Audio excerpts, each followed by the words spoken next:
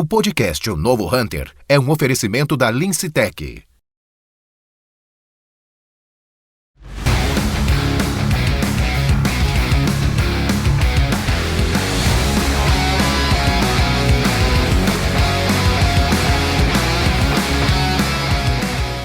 Olá, eu sou Roberto Vilela e você está no podcast O Novo Hunter. Nosso propósito com o Novo Hunter é sempre estar elevando o nível da discussão, trazendo empresários que façam a diferença dentro do mercado, pessoas que possam realmente agregar conteúdo para o nosso desenvolvimento, meu e do DJ, e de todos que assistem aqui ao nosso programa. Estamos no Estúdio 2, o Estúdio Elec Filmes, hoje, mais uma vez aproveitando a oportunidade da Febratex, essa feira tão grandiosa, a maior das Américas, aqui em Santa Catarina, em Blumenau especificamente. Então a gente aproveitou esse movimento para convidar empresários e executivos que vieram até a feira, seja com o propósito de expor na feira ou seja com o propósito de visitar na feira.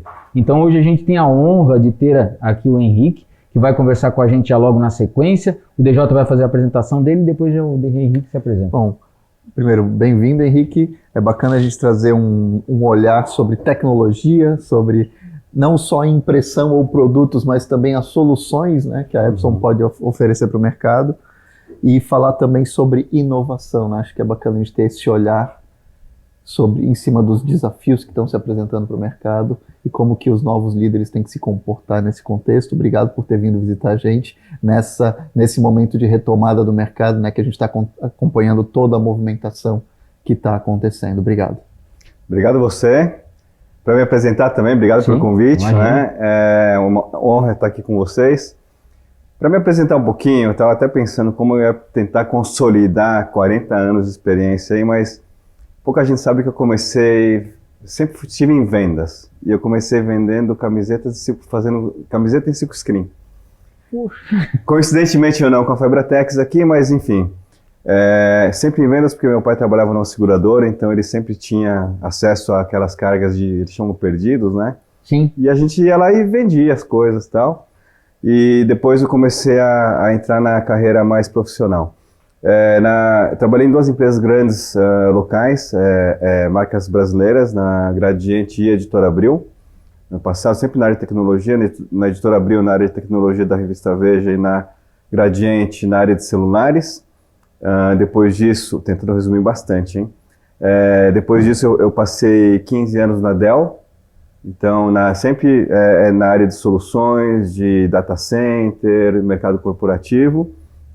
Depois de 15 anos ali vendendo tecnologia, eu recebi um convite para mudar completamente de área, né, para ir para a área de serviços. Então fui com uma empresa de segurança física, privada, patrimonial. Era uma empresa global de 400 mil funcionários no mundo, de capital aberto, e nessa empresa eu passei por 3 funções diferentes. Eu tive a função ali de diretor de operações e comercial América Latina. Depois passei 1 ano em Londres, na Casa Matriz, criando um modelo de operação global para a empresa. E depois eu fui convidado a tocar a operação no Chile. Estava um problema operacional ali. Então fui para o Chile e assumi a liderança do negócio lá no Chile. Era um negócio de 6 mil empregados. E eu peguei de volta a área comercial América Latina. Então, nesse meio tempo veio a pandemia. Certo. E com a pandemia, eu sofri um acidente de bicicleta ali no Chile também. Fraturei minha clavícula e aí eu comecei a pensar que eu tinha que voltar ao Brasil. E surgiu a Epson no meu caminho, né? E foi interessante porque eu estava no Chile com minha esposa e a gente participou junto de todo o processo ali, e voltar para a área de tecnologia, Brasil, empresa japonesa, empresa de confiança e qualidade, foi o que me fez acabar aceitando esse desafio e estou aqui na Epson há 1 ano. Completei 1 ano agora em julho. Caramba. Deve ter sido, Henrique, altamente desafiador, né? Vamos entrar já nessa questão, você assumir a presidência de uma companhia tão robusta como a Epson, num momento tão delicado como no auge da pandemia, né? Então você está 1 ano na empresa, hoje nós estamos aí em agosto de 2022, então a gente está falando que você veio ali em julho de 2021, né? Então as coisas acontecendo, muitas situações impedidas de serem feitas, enfim. Como é que você lidou com esse contexto todo? Você era novo dentro da companhia, com um desafio extremamente grandioso, e tendo alguns impeditivos ao longo desse processo. Como é que você conduziu? Foi com as pessoas? Como é que você conseguiu trabalhar a tua liderança, né, e essa receptividade? Essa parte bastante interessante, pelo seguinte, a pandemia ela trouxe algumas coisas benéficas e outras não, né? Tirando a questão de saúde, economia, mas essa pandemia ela gerou a questão no nosso mercado em particular, junto com outros fatores, falta de produto. Então eu realmente cheguei num momento onde o mercado estava com falta de produtos. Perfeito. E na estrutura que eu tinha no Brasil, eu tive muita sorte. Primeiro porque a Epson me deu a chance de ter 1 mês de indução. Então eu tive 1 mês para poder entender do negócio, me integrar com a cultura da empresa, conhecer os clientes, conhecer a estrutura da companhia, os desafios, etc. Esse 1 mês de indução para mim foi fundamental. Segundo que eu tenho líderes de altíssima qualidade ali. Então, nas 3 áreas que a gente atua, na área de consumidor final, na área de B2B e na área industrial, eu tenho 3 líderes ali que eles tocam o negócio sozinho. Então, meu desafio basicamente era dar continuidade ao negócio que estava funcionando muito bem, né? Apoiar a área de consumidor final, que é a área que tem a maior representatividade hoje ainda no meu negócio, e fazer com que as 2 outras áreas que estavam começando ainda, que essas áreas foram estruturadas no começo de 2021, que é a área de B2B na área industrial, fazer o negócio crescer. Mas esse também era a minha principal área de conhecimento. Então, basicamente manter a equipe motivada. Eu até lembro que, trazendo aqui um fato interessante, no 2º mês de liderança, a gente faz uma reunião de portas abertas, né? Todos os funcionários conectados virtualmente. E eu abro para perguntas, né, no final do evento, e uma menina levanta a mão e fala assim: Henrique, como é que você vai fazer para substituir 3 líderes que são e foram amados por nós? Nossa. Essa é a justa, né? Total. E aí eu falei assim, olha só, a minha ideia aqui não é substituir ninguém, muito pelo contrário. Eu quero dar continuidade no trabalho sendo feito aqui, eu quero conquistar o meu espaço. A gente conversa daqui a um tempo aí, vamos ver se a gente consegue criar uma relação muito boa. Então, assim, começamos assim com uma conversa muito aberta dentro da organização. Eu acho que esse é um ponto bem importante, né? A transparência.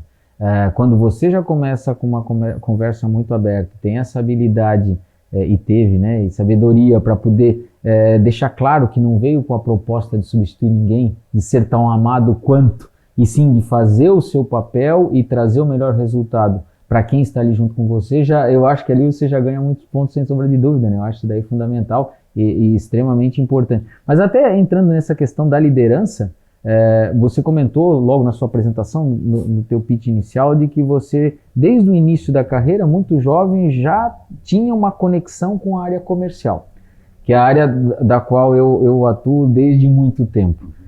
No teu entendimento, essa veia comercial, ela é interessante quando numa posição tão estratégica como de presidente, essa questão de olhar, ter o olhar pelo prisma do cliente, ter sentido algumas dores no front, né, no campo, que muitas vezes quando você tem um executivo que não teve essa oportunidade ou essa experiência, às vezes ele tem um pouco mais de dificuldade. A gente teve há pouco tempo uma entrevista com o Marcelo Costa da Brand, onde ele falou que ele quer ser CEO de pessoas e não CEO de números.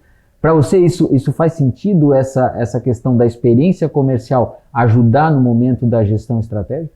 Sim, faz toda a diferença. Eu vou tentar responder de algumas formas diferentes. Primeiro que eu acho que a gente no nosso meio, quando a gente fala entre os presidentes de empresa, a gente fala assim, estou CEO, né? Não sou CEO. Perfeito. Então eu estou nesse momento, nessa função. Né?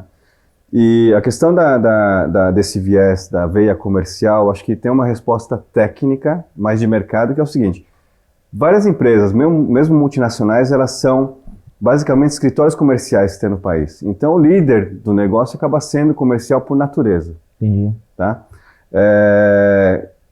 Muitas empresas não têm fábrica, como a Epson tem no Brasil. Então, essas empresas que não têm fábrica acabam sendo realmente esse líder mais comercial. Agora, a resposta mais correta, eu acho que no final das contas, todo mundo é vendas. Né? Perfeito. Do presidente à pessoa que faz manutenção, porque assim, você ter ali uma empresa funcionando corretamente na base, vai assegurar que a gente seja mais eficiente na ponta. Né?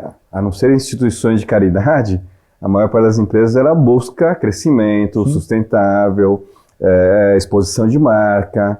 né, conexão com os clientes, e você precisa ter todo mundo focado em vendas. Então, sem dúvida nenhuma, faz muita diferença você ter esse background aí mais comercial. Cada ponto de contato, cada funcionário, cada momento de interação pode ajudar a construir valor para venda e valor de marca também, né? E valor de marca também. Eu tenho exemplos de histórias aí minhas antigas que a gente falava assim, olha, você fazia reunião e falava assim, ó, a partir de hoje é todo mundo vendas. E as pessoas falam assim, mas como que eu sou vendas? Eu só conserto computador, né? Então assim, se você consertando um computador corretamente, fazendo com que as pessoas possam trabalhar corretamente e vender, você está ajudando em vendas. Sim, né? com certeza. E todo mundo que atende o telefone de qualquer pessoa tem a obrigação de dar o encaminhamento correto também. Então acho que as pequenas atitudes fazem diferença para a percepção da marca da empresa. Legal. Henrique, eu queria trazer um pouquinho para um outro tema. Bom, a Epson é conhecida pela tecnologia e pelos produtos, mas também a gente tem o conceito de soluções. Como que a Epson, nos três ramos de atuação, consumidor, B2B e industrial, como ela trabalha com esse conceito de soluções para o mercado? Excelente pergunta. Acho que, tentando segmentar um pouco, a Epson é uma empresa de consumo, então a gente tem que gerar demanda, né? Tem que gerar a utilização dos nossos produtos. A gente não faz produto porque criamos o produto e tem que usar. A gente tem alguns propósitos por trás de cada linha de produto, né? Então, acho que quando a gente fala de soluções, a gente está falando que o usuário, o cliente, está cada vez mais querendo algo pronto. Eu não quero ter algo só para poder usar. Eu quero ter um propósito e esse propósito tem que agregar valor para a minha vida pessoal, para o meu negócio, né? Então, a gente tem que trazer essas soluções. Que no nosso mercado de tecnologia, basicamente uma solução é uma composição entre hardware, software e serviços. Aí a gente tem tentado cada vez mais trazer esse tipo de abordagem. Tá? Então, trazendo alguns exemplos aqui. A gente hoje tem, por exemplo, uma solução para ressonância magnética, onde a gente usa nossos projetores, a gente fez um mapeamento da máquina de ressonância, que é aquela máquina gigante ali, que o paciente deita e entra dentro da máquina, né, para o ambiente infantil. Então, quando a criança de 0 a 12 anos ela está ali na sala de espera e o médico ensinando o médico ensinando aos pais qual vai ser o procedimento, a criança está brincando dentro de uma solução que a gente desenvolveu junto com uma área de pesquisa e desenvolvimento de um grande hospital. Então ela está brincando ali, caçando o vírus e não sei o que, se ambientando para o exame. A hora que o médico acaba de explicar, todo mundo entra na sala de exame e já está o mesmo ambiente lá que ele estava vendo na tela do tablet, transfere para a máquina. E o mesmo robô que estava brincando com ele começa a conversar com ele, aqui que você vai fazer o exame, nessa mesinha que você vai deitar, não sei o quê. Caramba. Então a hora que ele deita, ele olha para o teto, que ele deitou, o robô pula para o teto. E o robô fala assim, olha só, a gente estava caçando vírus ali, está faltando um, onde será que está? Vamos para a máquina, não vamos para a máquina? Então se começa uma experiência lúdica com a criança. E você evita com que tenha que sedar a criança, sim. Né? É um risco sempre. Para o procedimento de 2 minutos não vale a pena, você diminui a ansiedade. Então, quando você utiliza, tem um projetor para tudo isso, né? Então, isso que eu falo de solução, assim, no fundo, o projetor ele é um meio para que a gente possa resolver um problema de um hospital que tem com crianças e a gente acaba ajudando na cadeia toda. E transformar o exame numa experiência positiva e fluida para todos. Exatamente. Né? Perfeito. Esse é um exemplo, eu posso trazer 450 exemplos aqui de soluções para vocês. Hein? Foi um exemplo, foi uma solução também, já entrando nessa questão da solução, aquele embarque no tapete... tapete azul, tapete sim. azul? Foi uma dessas? Também é uma solução que a gente desenvolveu, também usando o projetor ali, né, que é exatamente isso. Você tem a experiência, vários projetores no teto, sim. Então você consegue realmente ter a experiência e, assim, você projeta no chão, além de ser muito divertido, todo mundo quer ver o que está acontecendo ali, você vai comandando o embarque através do vídeo. Tem um controle, né? Exatamente. Já está programado justamente para que a hora que você entre lá no avião, você tenha eficiência, não tem aquele acúmulo, não tem um gargalo, começa o pessoal de trás e tal. Então você vai simplesmente seguindo, não precisa falar nada, você vai seguindo ali a projeção no piso, né? Eu lembro bem, porque logo em 2020, quando estourou a pandemia, minha primeira viagem, se não me falha a memória, foi em julho. Depois tinha ficado parado, eu fui atender um cliente, eu não sei se foi no Mato Grosso, em Goiás, alguma coisa assim. E acabei indo por Viracopos e me deparei com o tapete azul. E eu lembro bem que eu fotografei aquilo, filmei e mandei para Evelyn. Porque eu fiquei impressionado com aquela situação, né? Porra, em julho, uma solução tão rápida. E ela assim, sim, é uma solução da Epson e tal. E eu fiquei realmente maravilhado porque me surpreendeu muito e positivamente, porque foi uma experiência que eu vivenciei naquele momento, onde todo mundo não estava podendo viajar, né? E eu imaginava assim, cara, como é que vai ser esse embarque, né? E eu aqui em Navegantes ainda tinha fila normal e tal, e de repente aquilo realmente surpreendente, foi bem bacana. Exato. E a ideia é a gente poder ajudar os clientes. Pode parecer chavão, mas o cliente se focar no negócio dele. Sim. O negócio de uma aerolínea ali, por exemplo, é botar o pessoal para viajar e ser muito eficiente ali. Porque o avião parado no piso, no aeroporto, é dinheiro perdido. É isso aí. Quanto mais eficientes eles forem no check-in, no embarque ali, mais ajuda o negócio deles, né? No hospital também, quanto mais o paciente tem, a criança tem mais tranquilidade, também você está ajudando no negócio e na saúde também. Então a gente pode abarcar aí várias áreas para atuar com solução, não somente para projetor. Projetor é uma, né? Coincidentemente, as duas soluções que a gente falou agora são projetor, mas também tem para scanner, para impressão de etiquetas, aí a gente vai longe. Henrique, olhando um pouco mais para frente, quais são os desafios que você observa, né, para a Epson sob a sua presidência nos próximos anos? Porque você tem todas as áreas, né? Então não é específico, área têxtil, você falou de projetor, você falou de scanner, você falou de impressoras, do label e tal. O que você projeta aí para frente nos próximos anos de novidade, de foco para o negócio? Olha, obrigado pela pergunta, porque assim, o meu grande desafio inicial tem sido o seguinte: a gente tem um portfólio muito amplo e pouca gente conhece a amplitude do nosso portfólio. Né? Então, quando eu vou geralmente em clientes ou evento, eu pergunto assim: você conhece nossas impressoras EcoTank? Ah, eu tenho em casa, eu conheço tal. Você conhece os nossos projetores? Ah, já ouvi falar. E os projetores interativos? Ah, não sabia que vocês tinham. Aí você vai e os scanners? E as impressoras de ponto de venda? Automação comercial? E as impressoras de foto? E as CAD? E as impressoras têxtil? Né? Impressora de tecido, de sublimação? Então pouca gente conhece. Então o primeiro dos grandes desafios é desmistificar e fazer com que todo mundo conheça o nosso portfólio. Né? O segundo, ele é um pouco mais setorizado. Então quando eu falo na área de consumidor final, obviamente ali a gente tem uma liderança já há muitos anos com essa tecnologia EcoTank que foi desenvolvida pela Epson. Não sei se você sabe da história, mas essa tecnologia EcoTank ela saiu da 25 de março. Não sabia que ela saiu da 25 de março. Saiu da 25 de março. Né? Tinha muita gente que adaptava... Visitei a planta lá, mas eu não sabia. Então, muita gente adaptava as impressoras Epson de cartucho para ter tanque de tinta, que eles chamam de bulk, né? Sim.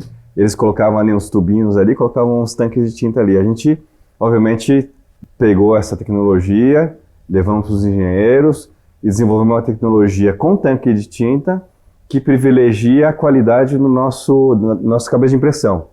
E ela não cria nenhum dano. Não prejudicar a impressão no longo prazo, Exatamente. Não prejudicar o equipamento. Então daí surgiu, e a gente implementou essa tecnologia no Brasil, não foi fácil mudar. O caso de detectar a inovação e transformar em realidade para o mercado dentro das suas especificações. Né? E dentro do nível de qualidade comprovado e tal.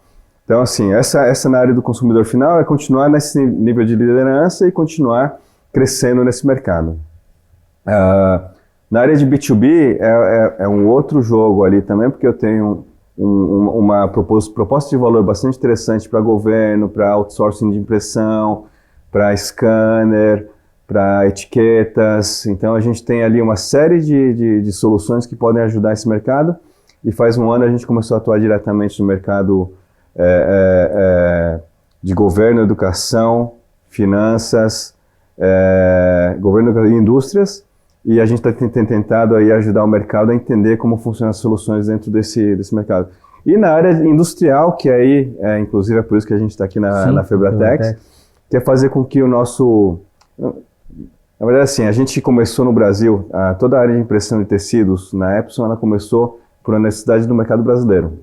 Então a gente foi para a Epson, falou assim, olha, o mercado brasileiro tem um potencial para o mercado têxtil, levamos ideias para eles vieram para cá para o Brasil, viajaram para o país inteiro, conhecendo os polos têxteis que a gente tem aqui e falaram assim, realmente é um negócio que vale a pena. Então a gente precisa expandir esse negócio, né? Apesar disso, a gente já tem hoje dentro do mercado de impressão têxtil digital, já 70% do mercado. Então, a gente quer continuar expandindo esse mercado, continuar trazendo novas tecnologias, ampliando o leque de portfólio e assim por diante. Tem bastante coisa para fazer. Esse mercado tem muito potencial para crescer como um todo, né? Tem muito potencial, porque uma coisa é você ter 70% do mercado de impressão digital. Outra coisa é imaginar que 97% do mercado ainda é analógico. Sim.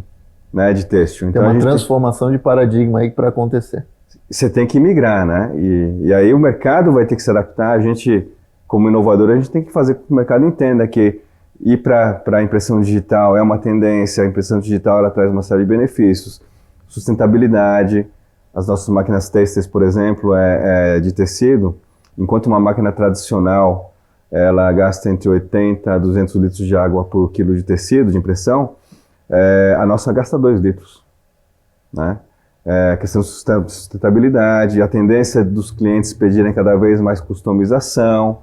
Então isso faz com que uma impressora... A flexibilidade da escala também, porque pode fazer tiragens muito menores do que precisa quando roda no modelo tradicional. Exatamente. Então tem uma série de benefícios que o mercado está começando a enxergar o valor. Obviamente tem que dar um salto, né? A gente estava conversando um pouco antes ali que eu venho do mercado gráfico, então aquela história, saiu da tipografia para o offset. Sim. Né? Do offset para a impressora... O offset digital agora. Digital. Então, esses grandes saltos, eles têm que acontecer em algum momento e acontecem em várias indústrias. E na área têxtil não vai ser diferente, não, de saltar para a impressão digital também. A maior parte dessa disrupção na inovação, ela perpassa por um grande salto, que nem o Henrique falou. Ou o cara, porque senão fica aquela inovação, vamos dizer assim, incremental. O cara faz um ajustezinho. Exato. E não é isso que leva ele para outro nível. Não é. O que leva ele para outro nível é aquele frio na barriga e dizer, tá, agora eu desliguei tudo que é offset e vou para o digital. Tem que pular. Ou eu desliguei tudo que era rotativo na estamparia e vou para o digital. Tem que pular. Inclusive a curva de adoção de inovação. A gente ainda está no começo da curva, né? Ainda está nos early adopters aqui dessa tecnologia. Ainda falta consolidar com todo o mercado. Exato. E chegar nesse ponto de equilíbrio para saber qual é o potencial real. Se é 30%, 40%, 50%, 70% do mercado no digital. No caso do offset, está virando rapidamente essa página. O fotolito já deixou de existir e os processos agora são, em muitos casos, processos diretos. Então, trazer essa realidade para a impressão têxtil é super importante. E aí que entra a nossa responsabilidade, talvez, como Epson, como líder de mercado, e nossa responsabilidade como líder de negócio também. Então, a Epson é conhecida pela qualidade tecnológica. A gente é a empresa de tecnologia que mais patentes tem no mundo, especialmente para a área de impressão. Então essa é uma responsabilidade, e fazer com que essa tecnologia ela evolua para a questão de sustentabilidade. A Epson foi reconhecida pela Forbes como a empresa japonesa mais sustentável do Japão ano passado. Né? A gente tem uma série de compromissos com relação ao meio ambiente, ser carbono neutro até 2025, ter todas as plantas autogerenciáveis do ponto de vista de energia. Né? Então, esse é um lado. E o outro lado é a gente, como líder de negócio, de convencer o mercado, explicar para o mercado qual que é essa disrupção, o que ela traz de benefício, como ela traz de benefício. Né? Então, a gente tem que ser muito aberto, transparente. A conversa não é mais, eu tenho isso, quer comprar? Não é essa questão. A gente tem que ir para o cliente, perguntar que problema que ele tem, o que ele está vendo, né? E isso também exige também um pouco de flexibilidade, né? Porque a partir do momento que você fala assim, tem esses problemas que você pode enfrentar aqui. Fala, mas não tem nenhum deles ainda. Eu não tenho, então eu não preciso dessa solução. Uhum. Então você tem que saber falar para ele, olha, você ainda não tem, mas você vai ter. Então, que tal a gente começar a conversar agora, antes que você tenha um problema lá na frente? Então... E como vocês são uma empresa que tem essa filosofia de ser verticalizada e de dominar a tecnologia de ponta a ponta, né, e que vem da própria Seiko também, né? Exatamente. Que no caso dos relógios, Roberto, a Seiko fabrica o relógio, todos os processos, inclusive até os cristais de quartzo, né, trazendo essa filosofia para a Epson como empresa coligada. né, que vocês fazem toda a base tecnológica, as cabeças de impressão, e desenvolvem e tem capacidade de integrar com os seus clientes para criar novas soluções, como você já demonstrou no caso das impressoras de tanque e no caso das impressoras têxteis no Brasil liderando, né? Exatamente. Eu não sei se você sabe, mas você sabe de onde saiu o nome Epson? De onde surgiu o nome Epson? Não? Conta pra gente. A Epson, nas Olimpíadas de 42, não, de 36, ela fazia cronômetro de precisão, e ela tinha impressora para justamente imprimir o tempo cronometrado. E essa impressora chamava EP101. Então, a partir desse momento, a Epson tomou a decisão de ir para o mercado de impressão, e ela queria que todas as impressoras fossem tão precisas e com tanta tecnologia quanto essa EP101. Então, ela criou a Epson, todos os filhos da EP. Daí surge o nome Epson. Legal. Interessante. Me diz uma coisa, você ainda, por conta até voltar num ponto, né, essa veia comercial latente, né, ainda vai no cliente? É aquele presidente que gosta de ir para o front ainda, sentir, já que você está tão focado na solução junto ao cliente, então tô vendo você aqui vindo para a Febratex, beleza, mas é uma grande feira, é uma situação, a gente se encontrou também no ANDM, mas no dia a dia o Henrique consegue separar uma parte do seu tempo, e faz parte até da estratégia do Henrique, ir até o cliente, conversar com o cliente, porque aquilo que você falou é um negócio muito importante. Às vezes a gente apresenta uma série de problemas que o cliente pode vir a ter por conta de usar uma tecnologia obsoleta ou uma outra, e ele diz que não tem. Eu parto de uma premissa de que muitas vezes o cliente, em alguns casos, obviamente, não sabe exatamente interpretar se tem ou não aquele problema. Porque às vezes ele tem e já tem há muito tempo esse problema que você não quer assumir, né? Ou não quer assumir, ou às vezes ele não conseguiu entender que aquilo é um problema. Porque ele está tocando o famoso 6 por meia dúzia, ele está vendo lá no final, fica azul o resultado, está tudo certo. Mas na realidade ele já está com o buraco está aumentando e ele não percebeu. E é muito importante quando vem alguém, não só com muita experiência, com muito conhecimento, mas ainda com um posicionamento ao ponto do cliente parar e ouvir. Então eu particularmente gosto muito quando os executivos de alto escalão das empresas vão até o cliente, porque eu sinto que isso tem um impacto positivo e às vezes esse salto de inovação acontece por conta deste momento. Tenho certeza que os vendedores também devem gostar. Você faz isso ainda, cara? Olha, a parte que eu mais faço questão de fazer é ir a clientes, assim, desde sempre, né? Então, para mim, é importante você estar cara a cara com o cliente, ver qual que é o ambiente dele, conhecer a pessoa olho no olho, dia a dia e tal, e também para estar junto com a minha equipe comercial. Então, eu fomento muito que eu peço para minha equipe, quando forem cliente, me chamem, me usem como recurso. Legal. O pessoal até estranhou no começo, falou, não, o Henrique vai querer ir para cliente e tal, mas é o que eu gosto de fazer, eu tenho que estar lá, eu acho que eu posso apoiar a equipe de vendas, eu posso ajudar a refinar discurso, eu posso eventualmente identificar alguma coisa que capturar no cliente necessidades, inclusive de mudança de curso da companhia. Então, tá presente no cliente para mim é fundamental. E eu incentivo, inclusive, que outras áreas vão. É importante o líder da equipe legal estar lá também, né, o advogado, para ele saber que a hora que sai um contrato, esse é o cliente, né? Então, esse é um viés. E outro viés também que eu acho que no nosso mercado tem muita pequena e média empresa, muito empresário. E é inacreditável como tem histórias legais, né, super motivadoras, assim, eu adoro escutar essas conversas aí. E você aprende com isso, né? Durante a pandemia, todos os clientes que eu visitei, eles tinham uma coisa em comum, porque todos eles deram a volta por cima, eles sobreviveram. Sim. E todos eles falaram assim, não mandei ninguém embora, mas eu tive que desligar ar-condicionado, eu tive que mudar o horário de funcionamento, eu tive que fazer horrores aqui para conseguir continuar funcionando. Mas todos eles falaram assim, eu inovei. Eu mudei isso, eu investi nessa outra coisa aqui, eu fui para a área de rótulo e só fazia impressão de material de papelaria, ou eu coloquei uma máquina de tecido aqui, então uma máquina de sublimação. Todos eles diversificaram e conseguiram passar por isso, né, com uma coisa compensando a outra. Então, sem dúvida nenhuma, tem cliente...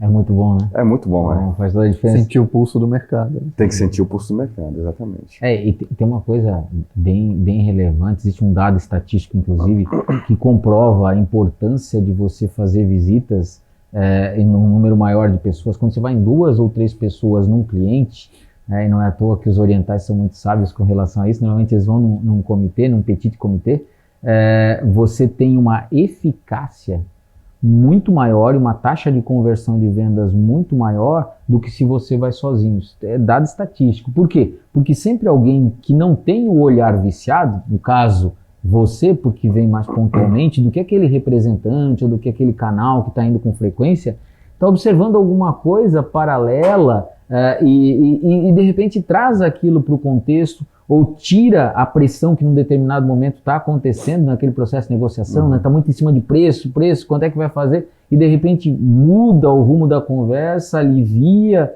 aquela situação toda e acaba fechando o negócio. Então isso é fato. E eu particularmente considero extremamente importante, porque eu vejo que a taxa de conversão aumenta, e ainda mais quando você vai com alguém que no primeiro momento já te permite abrir as portas. É raro, essa é a grande realidade, de você encontrar CEOs e presidentes de empresa que gostem de um cliente, que partem do pressuposto que vão ser apertados num dado instante. E eu acho muito bom quando eu me deparo com um presidente que diz assim, eu gosto de... E eu acho que o ser apertado ou não faz parte do processo, né? É o nosso papel, né? É o nosso papel, é exatamente isso. A gente tá aí para isso, né? Exatamente.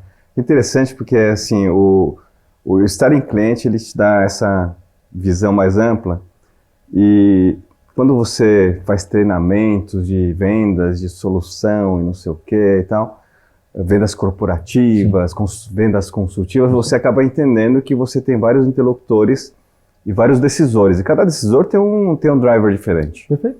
Então, você ter pessoas com background diferente, visitando e tendo outro olhar, realmente faz com que você capture o motivo de fechamento de um negócio, ou melhor, da concretização do negócio, na perspectiva de finanças e na perspectiva de operações podem ser completamente diferentes. Exato.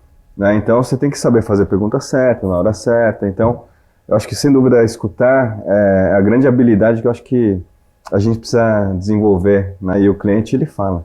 Sim. E a gente não escuta. E pior é que é bem verdade, assim, se você vai no cliente e às vezes ele está ansioso para contar a história e você vai ter todas as respostas se você simplesmente escutar. Isso é uma outra questão que eu falo. E depois a pessoa fala, nossa, que conversa boa que a gente teve.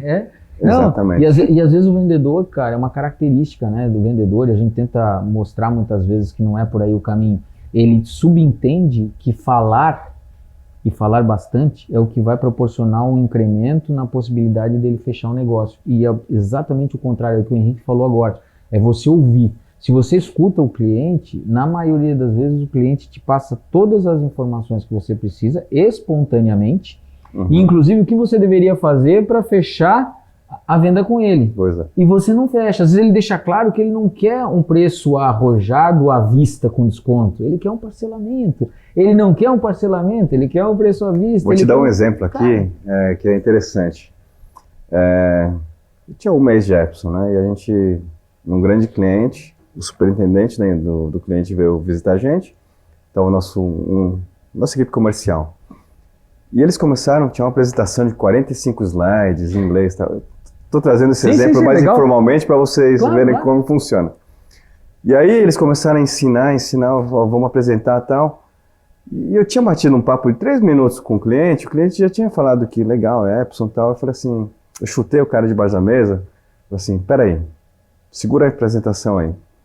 E eu perguntei para o cliente assim, olha, eu estou entendendo aqui que você já está confiante na tecnologia Epson, na solução que a Epson te propôs. Só perguntei para ele assim, você como diretor de tecnologia, qual que é a dificuldade que você vai ter de vender essa solução internamente? Ele ficou 40 minutos falando. E no final ele falou assim, falei demais. E era um viés completamente diferente. Ele queria que a gente montasse uma ferramenta de cálculo de TCO para ele poder mostrar internamente como ia reduzir o consumo de energia. Ele queria uma apresentação de sustentabilidade, que não era especificação técnica do produto.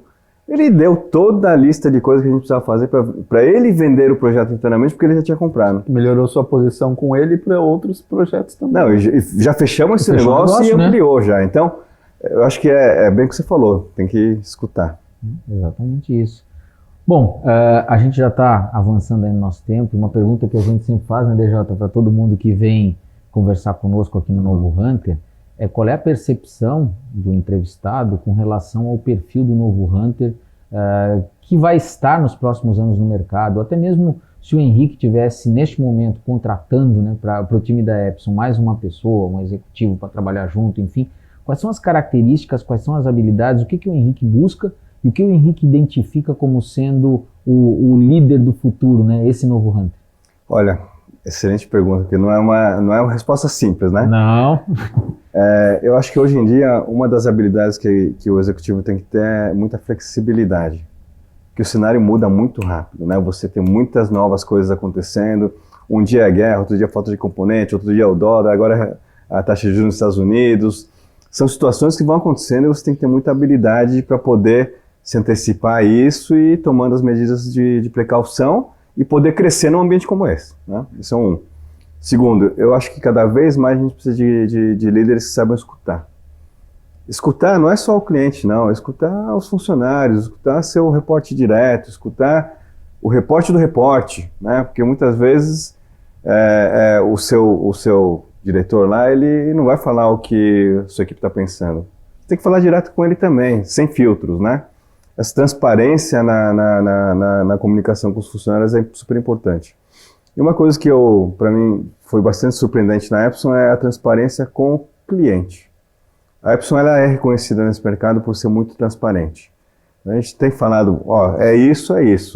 Tem, não tem, dá para fazer, não dá para fazer, não dá para fazer, não vai dar para fazer e não vamos ficar inventando coisas aqui. Então, acho que essa combinação de fatores é fundamental. Você vê que não é nada muito técnico, né? São habilidades muito mais, a gente chama de comportamentais, soft skills. Então, acho que a questão técnica ela acaba vindo, que você consegue suprir de alguma forma, mas essa questão de liderança mais inclusiva, atenta às mudanças de mercado, eu acho que é fundamental para mim. Legal. Henrique, antes de eu passar aí para o DJ fazer o encerramento, né, da nossa conversa, queria agradecer imensamente a oportunidade de conversar com você. Eu sei que a tua agenda é extremamente atribulada, veio para a feira, chegou aqui, veio direto conversar com a gente se sente honrado com essa oportunidade. Espero que a sua trajetória dentro da Epson seja cada vez mais de conquistas, de evolução e que você possa de fato transformar a companhia. Talvez não vá ter o mesmo amor que a moça falou ali no primeiro dia, mas não é isso que a gente busca, né? A gente busca resultado, busca na maioria das vezes a aceitação das pessoas e a transparência, né? Eu gosto muito desse conceito que para mim fica muito claro que está no seu modelo de gestão, que é menos é mais. A gente não precisa de firula, né? A gente não precisa passar o pé por cima da bola, a gente precisa fazer gol. Esse aqui é o grande objetivo, né, cara? Então eu fico muito lisonjeado com a oportunidade. Eu vou deixar o DJ fazer o encerramento, depois ele passa para você aí fazer os seus devidos agradecimentos, mas muito obrigado por ter vindo aqui conversar com a gente. Obrigado. É muito bom conhecer mais a fundo essa filosofia de trabalho, a sua trajetória, a tua experiência, a filosofia da corporação da Epson, né? Que tem esse conceito verticalizado e que consegue trazer inovação de maneira consistente, mas também enxergar as demandas do mercado, né, e reagir devidamente e ajudar o Brasil a se colocar como protagonista desse processo, né, puxando novas demandas e novas soluções, solução de verdade, não só no discurso, né, e como vocês estão enfrentando os desafios nesse momento e trabalhando como empresa tão consolidada, importante para o mercado e líder, né. Obrigado pela conversa, foi muito enriquecedor e sucesso. Obrigado. Muito obrigado a vocês pelo convite, é um prazer estar aqui também, podendo conversar, fazer esse bate-papo. Sempre aprendo também com esses bate-papos aqui. E é isso aí, acho que a gente tem que juntos fazer com que o país prospere, né? O meu desafio pessoal também agora é poder devolver para a comunidade, devolver para o mercado tudo que todo mundo vem trazendo de benefícios e ajuda para mim, e fazer com que a marca Epson continue aí tendo uma trajetória de sucesso no Brasil. Obrigado a vocês. Obrigado, Henrique. Pessoal, esse é o Novo Hunter, conversamos com o Henrique da Epson e continue acompanhando aí o nosso canal.